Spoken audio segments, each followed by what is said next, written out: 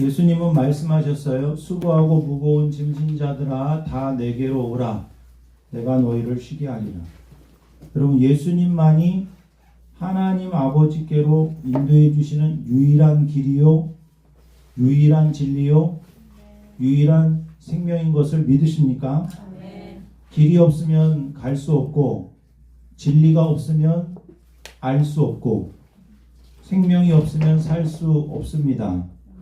예수님 때문에 우리는 천국 갈 수 있는 길이 열리게 되는 것이고, 예수님 때문에 하나님을 조금씩 알아가게 되는 것이고, 예수님 때문에 우리는 하나님 안에서 살 수 있는 생명을 누리게 되는 거예요.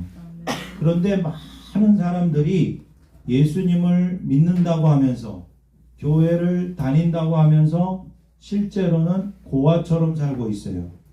그게 고아의 영입니다. 오늘 선교 간증을 들으면서 고아란 광야 같은 인생에서 혼자 사는 사람이 고아구나 라는 깨달음이 왔어요. 우리의 인생은 광야와 같아요. 근데 광야에서 혼자 사느냐, 광야에서 하나님의 인도하심과 하나님의 보호 속에서 사느냐, 완전 달라지는 거예요. 여러분, 자신한테 이렇게 얘기하세요. 고아처럼 살지 맙시다. 고아처럼 살지 맙시다. 오늘 말씀 잘 들으셔야 돼요, 여러분. 우리의 인생이 달려있는 문제예요. 매주 정말 저는 어떤 마음으로 예배를 준비하고 설교를 준비하니 이 말씀을 정말 진짜로 깨달으면 인생이 바뀌는데, 저는 그 마음으로 저는 그런 말씀을 주님이 많이 주시거든요. 근데 내가 깨달은 말씀, 이게 설교가 한두 시간에 준비되는 게 아니에요. 여러분, 일주일 내내 준비를 해야 되거든요. 그러면 여러분들도 그러한 밀도를 가지고 긴장감 있게 들으셔야 돼요. 아멘입니까? 주님은 우리에게 말씀해 주셨어요. 18절, 우리 18절 읽어보겠어요. 18절 시작. 내가 너희를 고아와 같이 버려두지 아니하고 너희에게로 오리라. 고아와 같이 버려두지 아니하고 너에게 오겠다.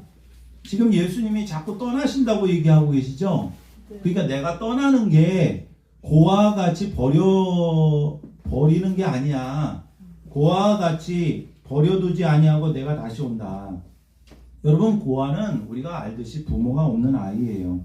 만약에 여러분 자녀들, 여러분의 지금 자녀가 그냥 홀로 남겨두고 여러분 부모가 두 분 다 죽었다고 한번 생각해 보세요. 그럼 여러분 자녀들이 어떨까? 홀로 남겨져 있다고 생각을 해보십시오. 정말 생각만 해도 끔찍할 겁니다. 그게 고아 같은 인생이에요. 홀로 남겨지는 거예요. 부모의 사랑과 보호와 돌봄을 받을 수 없고 모든 어려움을 혼자 해결해야 되는 거야. 근데 어른이 돼서도 마찬가지예요. 고아의 영으로 살아가는 사람이 굉장히 많아요. 저희 카페에 부부가 왔는데 딸이 항공대에 붙었대요. 근데 기숙사에서는 떨어졌어. 그 기숙사에 못 들어간 거예요. 그래서 이 근처에 방을 구하러 왔는데 저희 능곡꽃 뒤에 방을 알아보러 왔어요. 저희 카페에 들렸다가 이런저런 얘기를 하는 거예요. 근데 저희들은 막 말리는 거예요. 여기 말고 여기 이제 재개발하고 막 위험하고 그러니까 저기 행신동으로 가라. 그래서 또 이제 딸이고 하니 위험하지 않냐. 그래서 이렇게 행신 그날 어저께예요? 어저께구나. 어저께에 이제 행신동 쪽으로 가서 진짜 싸고 좋은 방을 얻었어요. 행신역 근처에.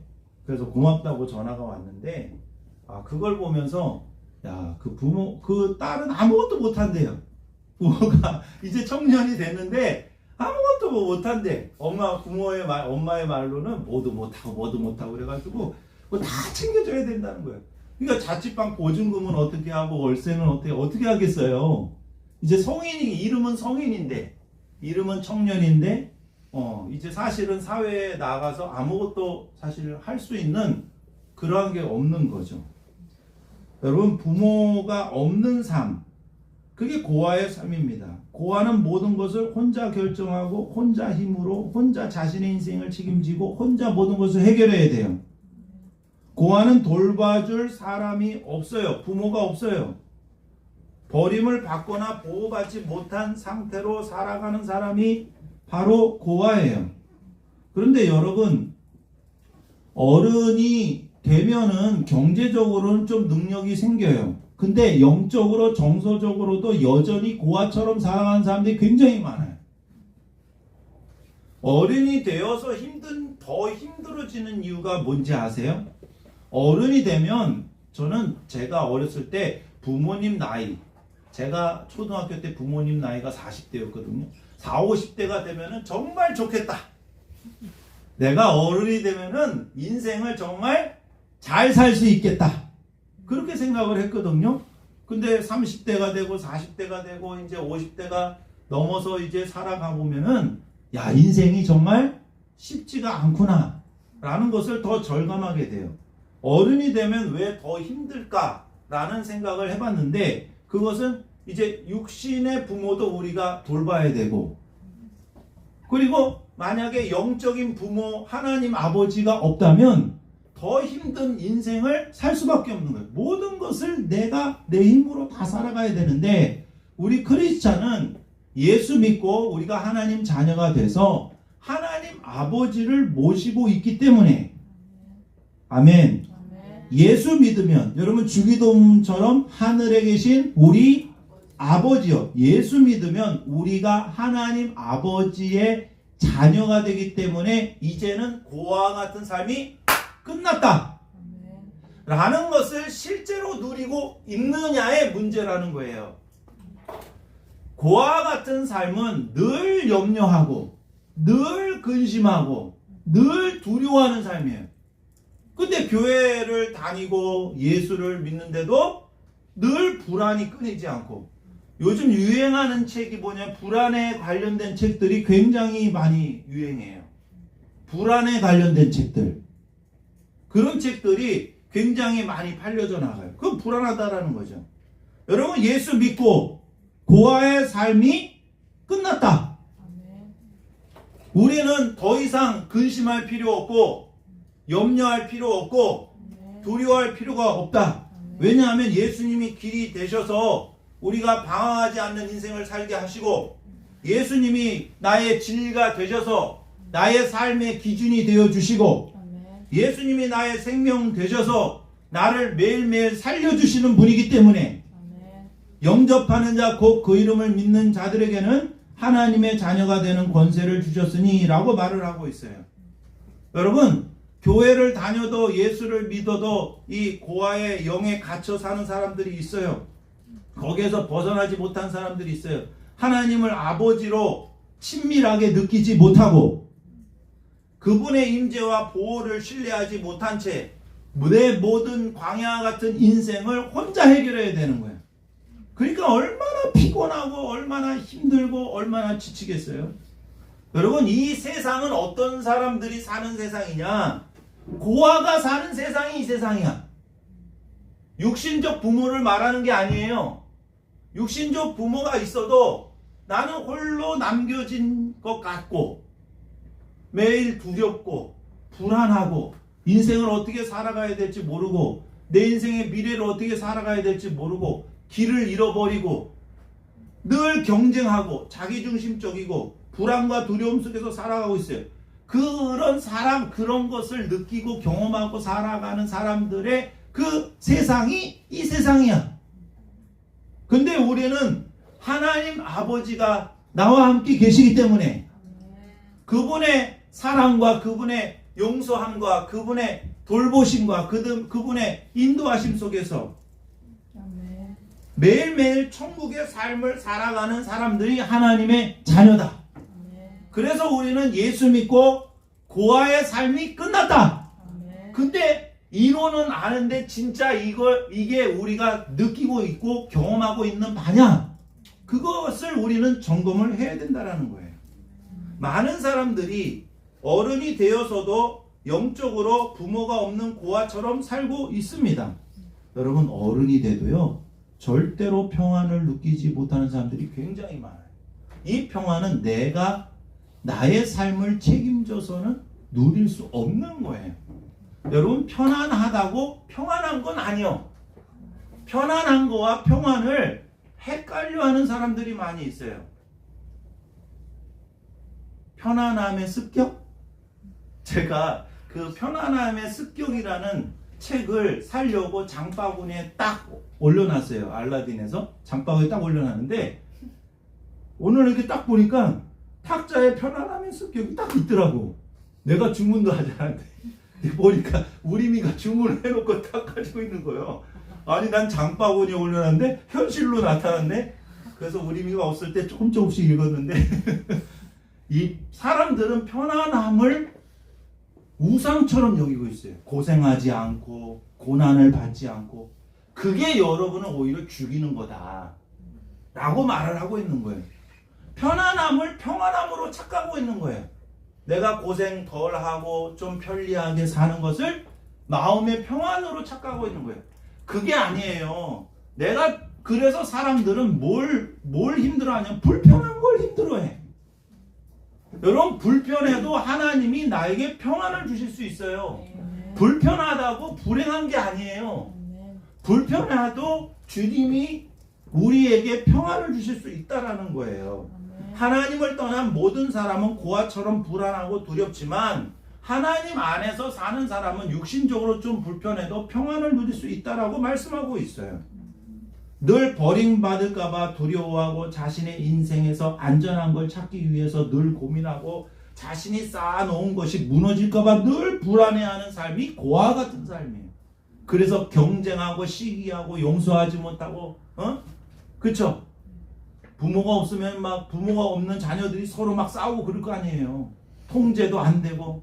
그게 고아 같은 삶이에요. 예수 믿는 사람은 그렇게 살 필요가 없어요.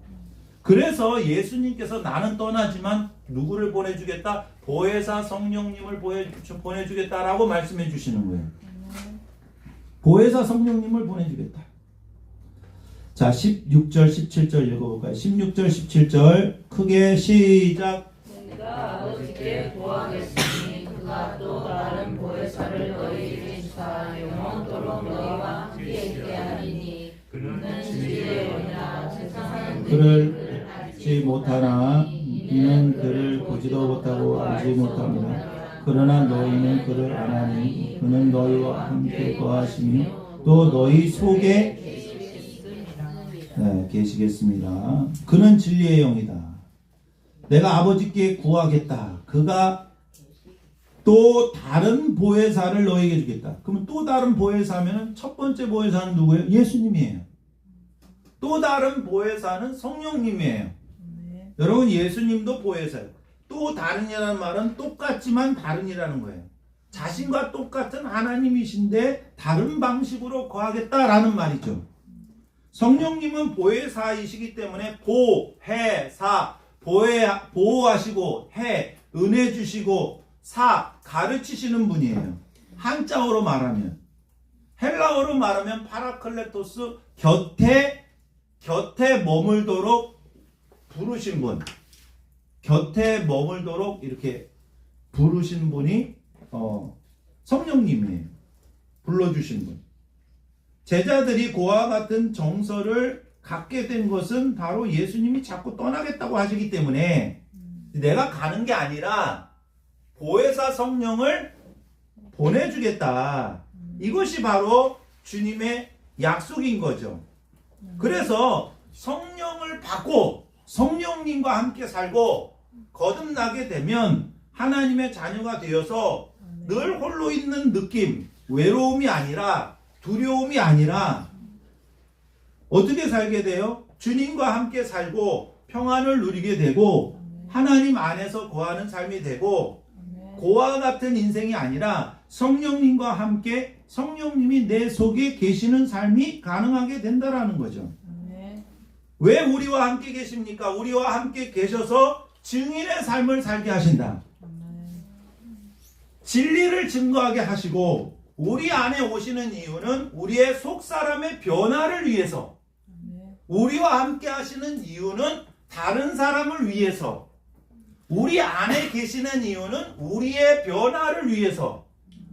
예수 믿고 성령이 우리 안에 계시면은 어떻게 되세요? 우리가 거듭나게 되고 새 영을 받게 되고 새 마음을 받게 되고 우리 안에 평안을 주시는 거죠.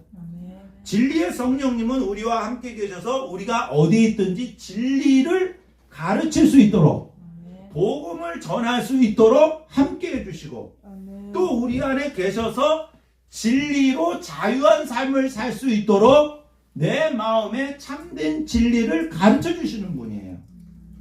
아멘. 그러면 여러분, 진리의 성령님, 보혜사 성령님이 여러분 안에 계시면 실제로 나타나는 변화가 진짜 중요해요. 여러분 오늘 이거 잘 들으셔야 돼요. 진리의 성령님이 내 안에 오셔서 진리가 내면화되면 나타나는 현상이 뭘까요? 뭘까요? 혹시 여러분 어제 이제 여러분 토요일 날 제가 성경 본문 이렇게 올리잖아요. 그럼 하부타 질문을 꼭 하세요.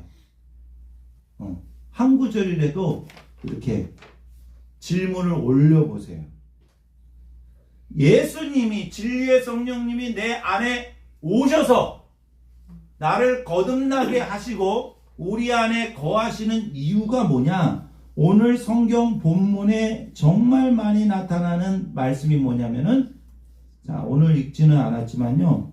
15절 읽어볼까요? 15절 시작. 너희가 나를 사랑하면 나의 계명을 지키리라. 이게 계속 반복이 돼요. 21절 시작. 나의 계명을 지키는 자라야 나를 사랑하는 자니 나를 사랑하는 자는 내 아버지께 사랑을 받을 것이요 나도 그를 사랑하여 그에게 나를 나타내리라. 23절 예수께서 대답하여 이르시되 사람이 나를 사랑하면 내 말을 지키리니 내 아버지께서 그를 사랑하실 것이요 우리가 그에게 가서 거처를 그와 함께 하리라. 24절 나를 사랑하지 아니하는 자는 내 말을 지키지 아니하나니 너희가 듣는 말은 내 말이 아니요 나를 보내신 아버지의 말씀이니라. 여러분 계속 반복되고 있어요. 무슨 내용이에요? 너희가 나를 사랑하면 내 계명을 지킨다라는 말이에요. 우리가 예수님을 사랑하면 예수님이 하신 그 계명을 지키게 된다. 그러면 진리의 성령님, 보혜사 성령님을 보내주셔서 우리 안에 거하게 하시고 거듭나게 하시고 새 사람이 되게 하시는 그 이유가 뭐냐? 새 사람이 된 사람은, 성령님이 거하시는 사람은 어떤 삶을 살게 돼요? 예수님을 사랑하게 되고 예수님의 계명을 지키게 된다. 만약에 여러분 예수님을 믿으면서 이러한 내적인 변화가 없으면 실제로 거듭난 사람이 아니에요. 혹은 내가 이런 마음은 있었는데 지금 이 마음이 없어지고 있으면 그 신앙이 병든 거예요. 성령님이 우리 안에 거하시는 이유는 성령님이 우리 안에 계셔서 성령 충만하게 되면 예수님을 더 많이 사랑하게 되고 예수님의 말씀대로 살고 싶은 마음이 계속 생겨요. 진리의 영이 내 안에 거하시면 예수님을 사랑하게 되고 주의 계명을 지키게 됩니다. 그러면은 어떻게 되느냐? 21절 말씀처럼 나를 사랑하는 자는 내 아버지의 사랑을 받을 것이요. 그 아버지의 사랑이 막 느껴져. 그러면 여러분 하나님이 나를 사랑하는 게 많이 느껴져요? 그러면은 안 느껴져요? 잘? 그건 여러분이 아시겠죠? 내 평상시의 삶 속에 하나님의 사랑이 엄청 많이 느껴져서 막 은혜가 충만합니까? 아니면은 하나님이 날 사랑하시는지 안 사랑하시는지 막 고민되고 막 외롭고 두렵고 그렇습니까? 그 이유는 뭐냐? 주님을 사랑하지 않고 주님의 계명을 지키지 않으면 하나님의 사랑이 안 느껴진다니까. 그거는 나의 믿음에 달려있는 거예요.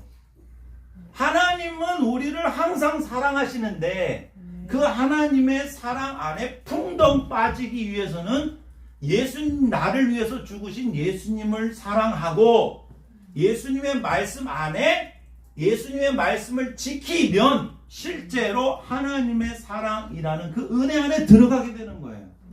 그 그러면 내가 그분을 사랑하지 않고 그분의 말씀대로 순종하지 않으면은 하나님의 사랑을 거부하는 거예요. 하나님의 말씀을 지키지 않으면 에덴 동산에 있을 수가 없어. 맞지요? 내가 하나님의 말씀대로 순종하지 않으면 하나님의 사랑을 거부하는 거예요. 그렇기 때문에 여러분, 하나님의 사랑을 내가 실제로 체험하고 누리기 위해서는 예수님을 사랑하고 예수님의 말씀을 지켜야 하는데, 그거를 우리가 할 수 있도록 도와주시는 분이 누구다? 성령님이다. 보혜사 성령님이다. 내 마음대로 살면서 하나님 나 왜 항상 이렇게 말하는 건 성경을 너무 모르는 거지. 성경을 모르면요, 그냥 오해 속에서 비진리 속에서 살아갈 수밖에 없는 거예요.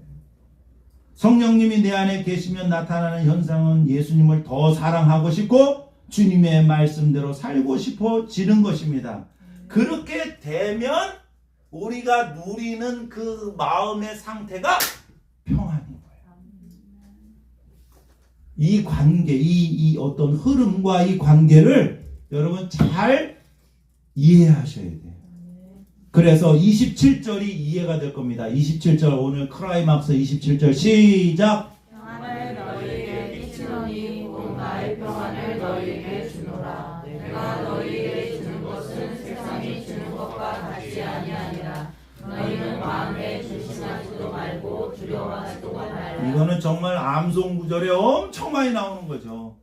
평안을 너희에게 끼치노니 곧 나의 평안을 너희에게 주노라. 내가 너희에게 주는 것은 세상이 주는 것과 같지 않다. 아니하니라. 너희는 마음에 근심하지도 말고 두려워하지도 말라. 여러분, 내가 누릴 수 있는 평안은 내가 내 실력으로 내 힘으로 만들 수 있는 게 아니에요. 여러분, 그거를 꼭 깨달으셔야 돼요. 나의 성공과 나의 실력과 나의 재능과 나의 능력으로 내가 누릴 수 있는 평안을 만드는 게 아니라 예수님이 나에게 예수님의 절대적인 평안을 나에게 주시는 거예요. 예수님은 십자가에서 돌아가시면서 다 이루었다 그랬어요. 아멘.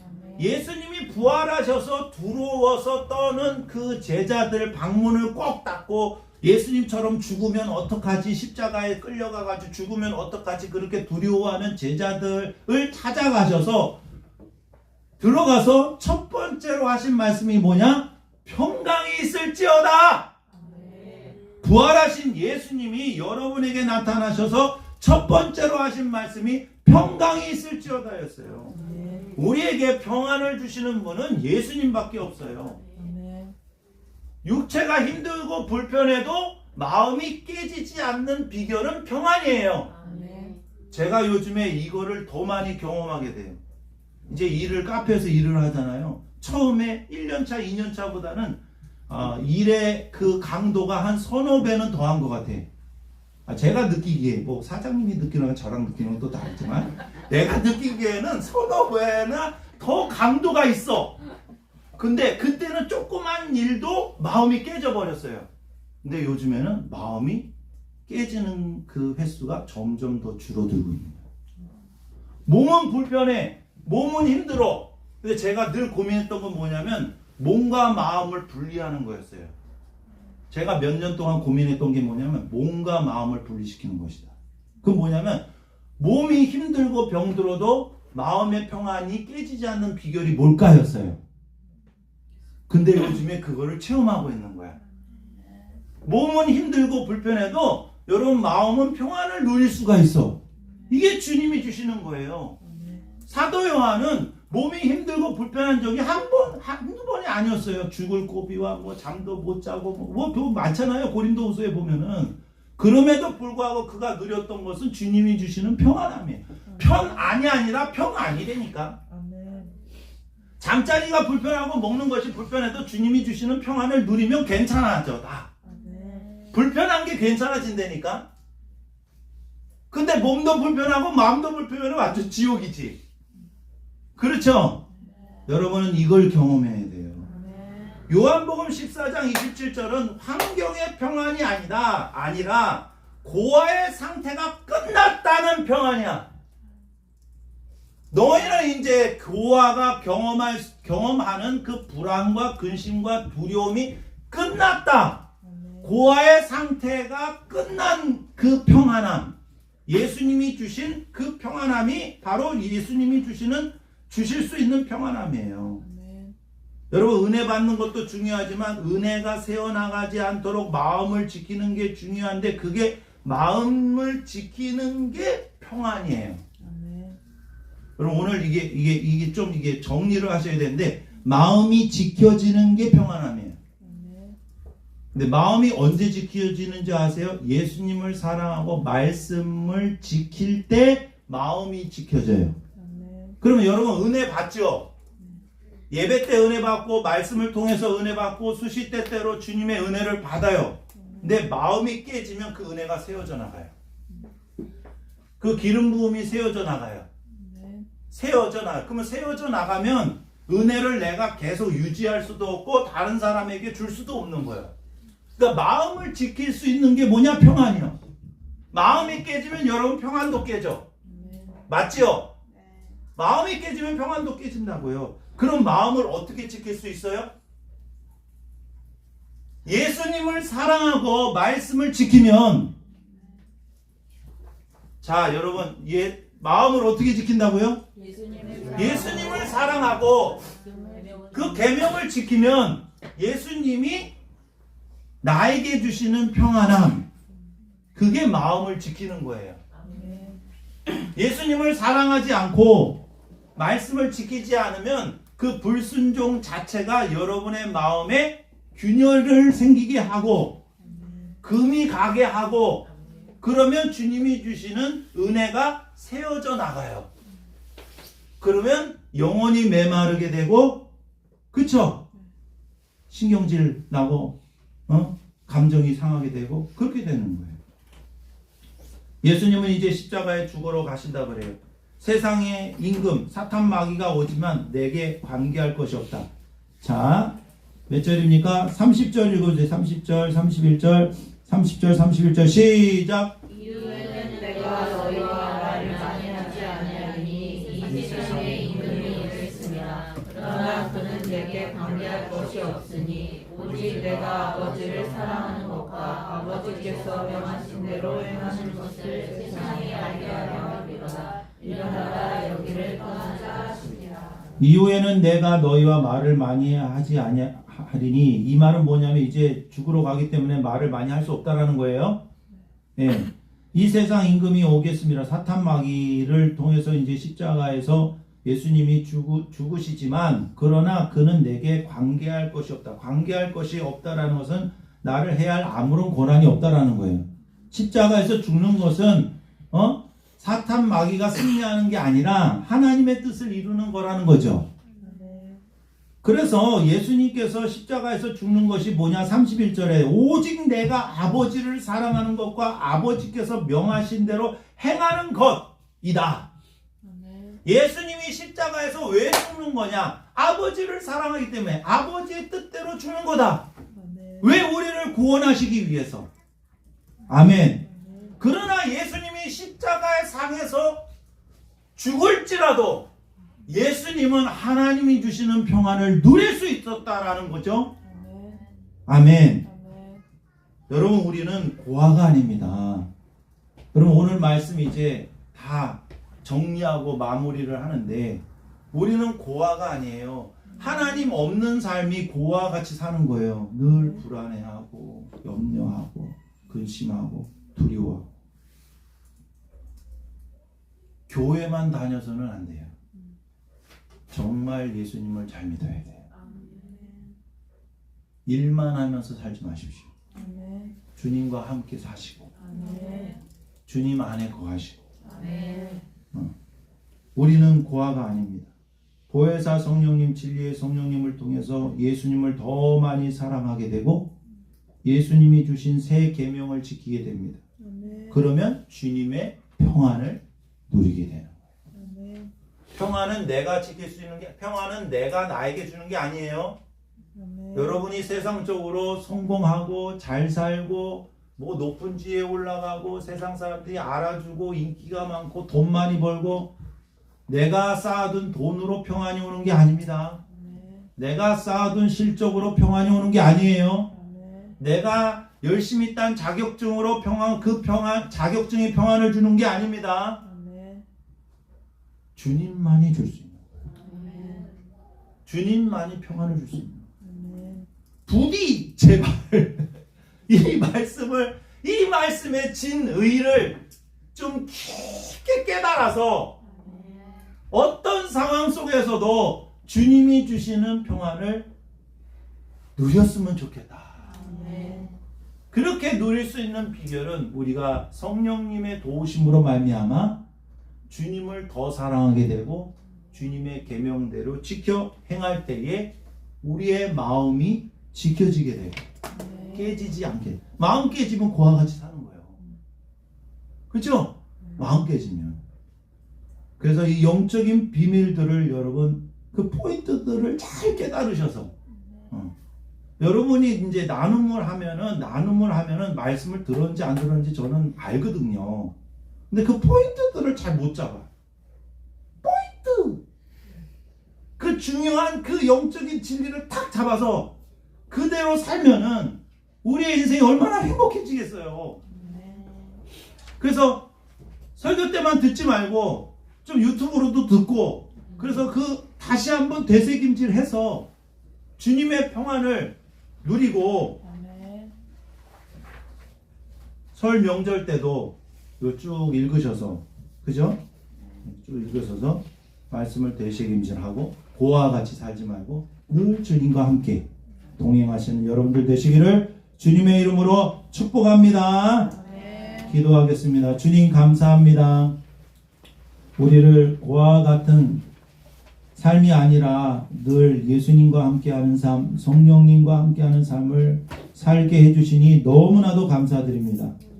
우리는 예수님을 믿는다고 하면서 너무나도 홀로 남겨진 그러한 마음의 상태, 그리고 실패하면 어떡할까, 내 인생을 어떻게 살까 늘 두려워하고 외로운 마음이 많이 있었습니다.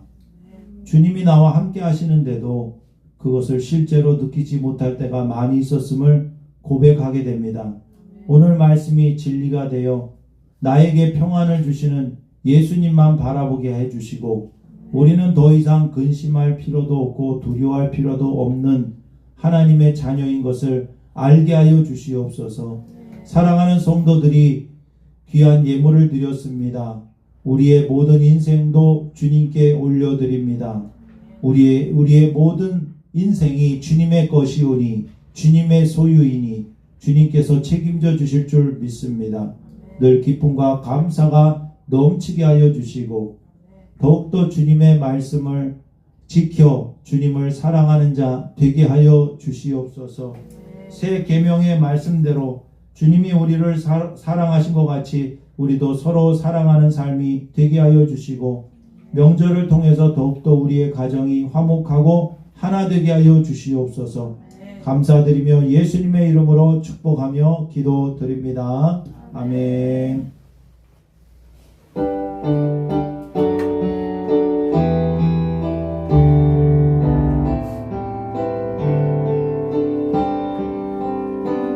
주 안에 있는 나에게 난 근심이 있으랴 십자가 밑에 나가 내 짐을 풀었네. 주님을 찬송하면서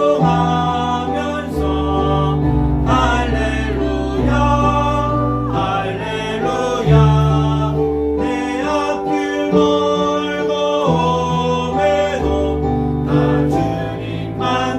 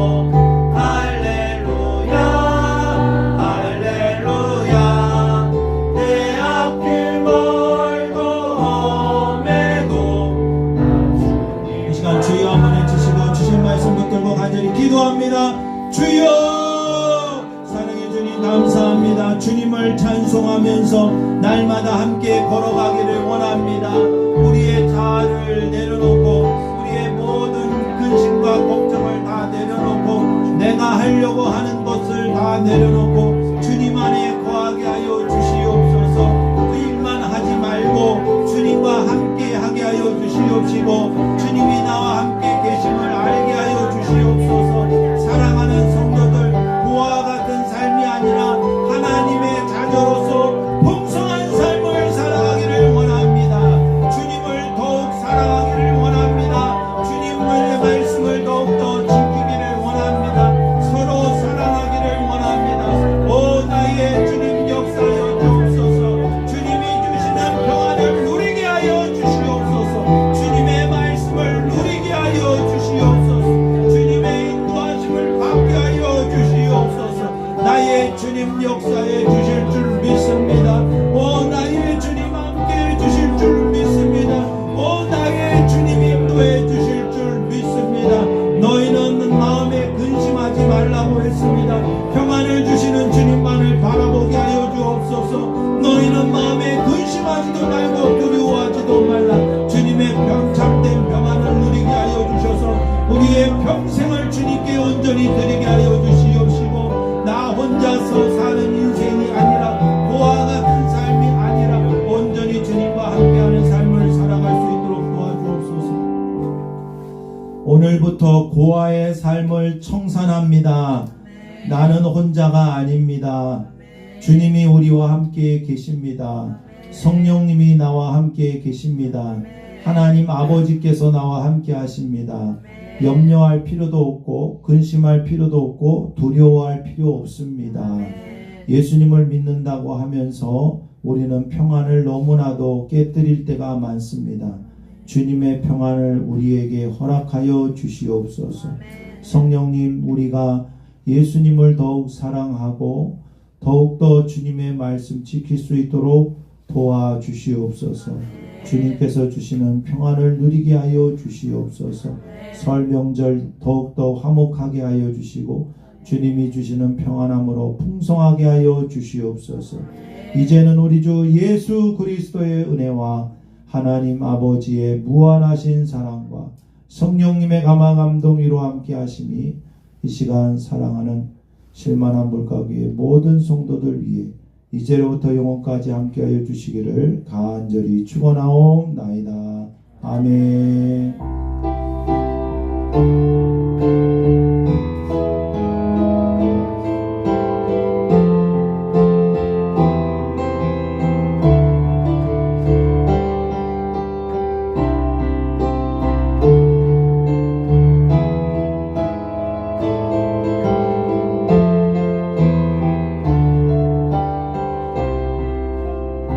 주님께 영광의 박수 올려드립니다. 아멘. 잠깐만요. 광고가 하나 빠졌네요. 수요일부터 사순절 시작되는데요. 사순절 교재가 저기 책이 밖에 있거든요. 조금만 더 가까이. 사순절 교재니까 한 권씩 가져가시고요. 요거는 13,000원에 제가 사왔는데 10,000원만 교회에 헌금을 해주셨으면 좋겠어요. 교재 대금. 예, 필요하신 분은 한 권씩 가져가시고 입금해 주시면 되겠습니다. 감사합니다.